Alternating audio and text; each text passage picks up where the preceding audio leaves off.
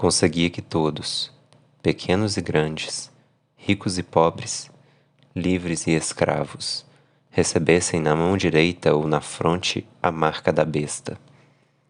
Ninguém podia comprar ou vender senão quem tivesse como marca o nome da besta ou o número de seu nome. Aqui se requer sabedoria. Quem tiver inteligência, calcule o número da besta, porque é o número de um homem.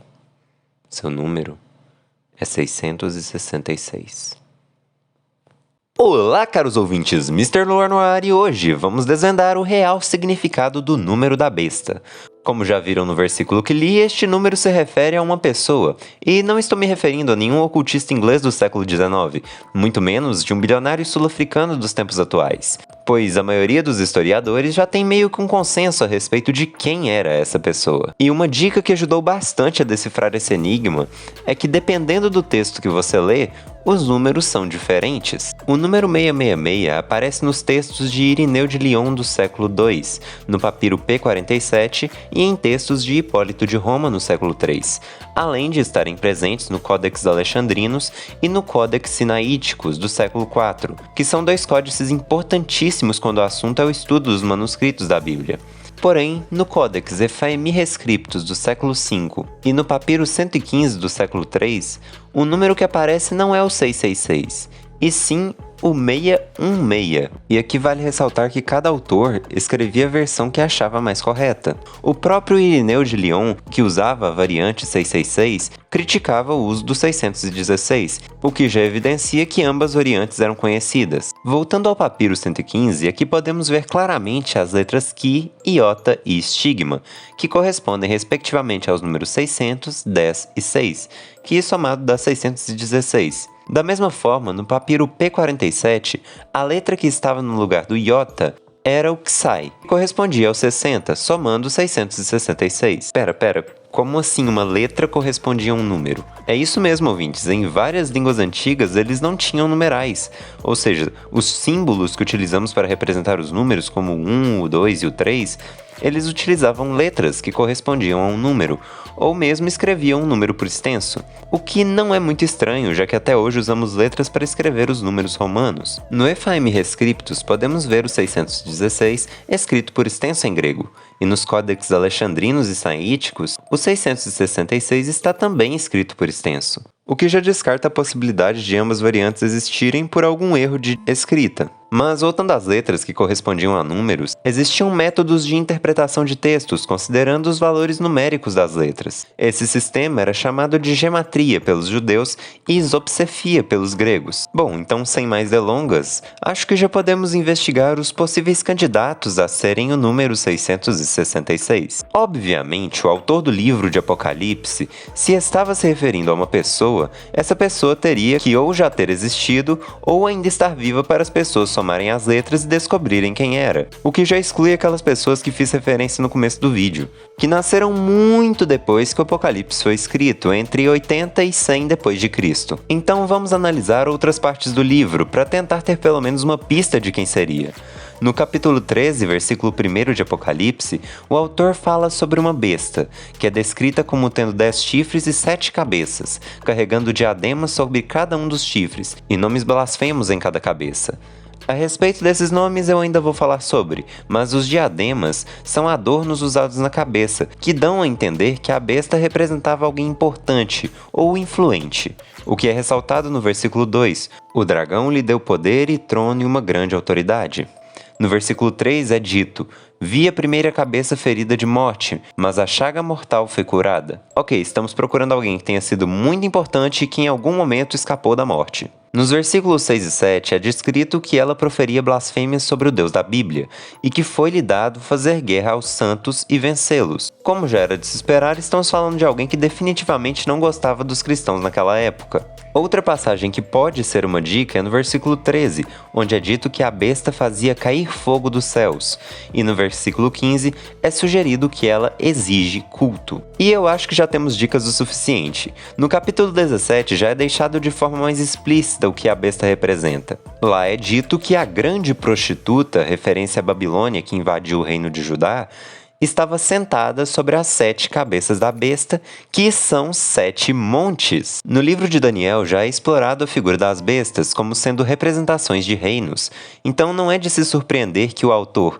e as pessoas para quais ele escrevia também soubessem disso.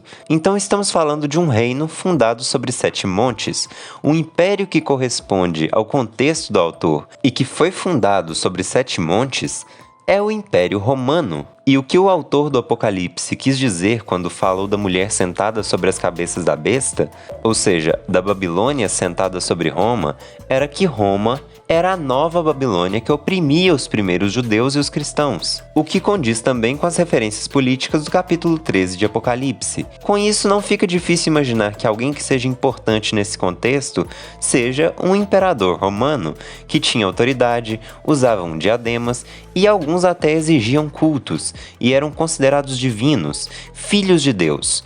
Porém, estes imperadores praticavam a antiga religião. Então, aos olhos dos cristãos, estes nomes poderiam sim ser blasfemos, por não estarem se referindo a algo realmente santo. Além disso, alguns imperadores romanos efetivamente perseguiram, torturaram e mataram muitos cristãos. Dentre eles, o primeiro imperador que fez isso de forma sistemática foi Nero César. E as dicas que temos também apontam para ele. Nero foi vítima de uma conspiração que dizia que ele teria botado fogo em Roma. Hoje sabemos que provavelmente não foi ele quem causou o incêndio, mas há registros de que ele tenha se aproveitado do incêndio para incriminar os cristãos. Mas a ideia de que o próprio Nero pôs fogo em Roma pode ter servido de referência ao versículo que disse que a besta fazia cair fogo dos céus. Ok, temos um candidato forte, mas utilizando as formas de transformar letra em número, o nome de Nero poderia se tornar 616 ou 666? E a resposta é que sim, ele pode se tornar ambos. Se pegarmos o nome Nero César em latim, converter para o hebraico e fazer a soma das letras pelo hebraico, temos o número 616. Porém, outra forma de se escrever o nome do imperador neste período era Néron César. Traduzido do latim para o hebraico e somando as letras, temos o número 666. Ambas grafias eram usadas, o que explica a diferença dos números. E de fato, a maioria dos historiadores acreditam que o número da besta se referia a Nero. E para deixar claro, não era incomum essa transliteração do latim para o hebraico, mesmo no contexto onde o grego era o mais utilizado.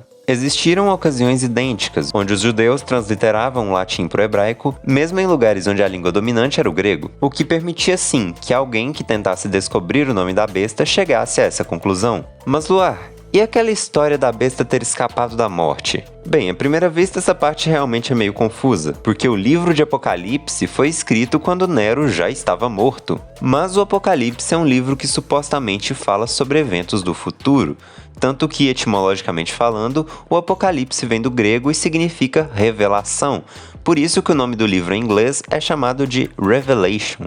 O intuito dele não é exatamente falar sobre o fim do mundo, mas sim prever acontecimentos futuros. Mas se o Apocalipse fala de acontecimentos futuros e Nero, quando o Apocalipse foi escrito, já estava morto, como ele poderia voltar? Nero faleceu em 68 d.C. e o Apocalipse provavelmente foi escrito entre 80 e 100 d.C. E naquela época existia uma lenda bastante popular chamada Nero Redivivus.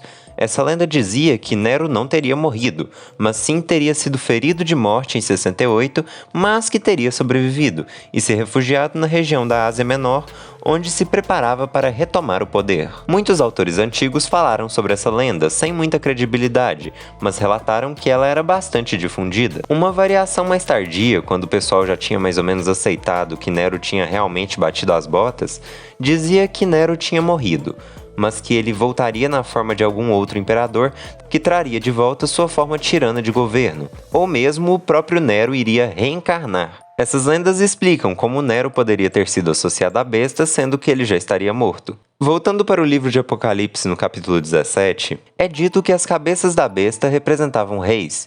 5 já haviam caído, uma já existia e a outra estaria por vir, mas não ficaria por muito tempo. Aqui são representações dos imperadores de Roma, e Nero foi justamente o 5º. E ainda no capítulo 17, é dito que a besta que não existe mais, ela mesma é o 8º rei.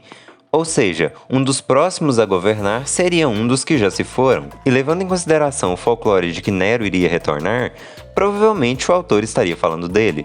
E indo um pouco mais além, se a gente desconsiderar Tito e Vespasiano, dois imperadores que ficaram pouquíssimo tempo no poder, o oitavo imperador foi Domiciano, que voltou a perseguir os cristãos, não tanto quanto Nero, mas provavelmente o suficiente para que o autor do livro do Apocalipse e os cristãos contemporâneos a ele vissem em Domiciano um fantasma da crueldade de Nero.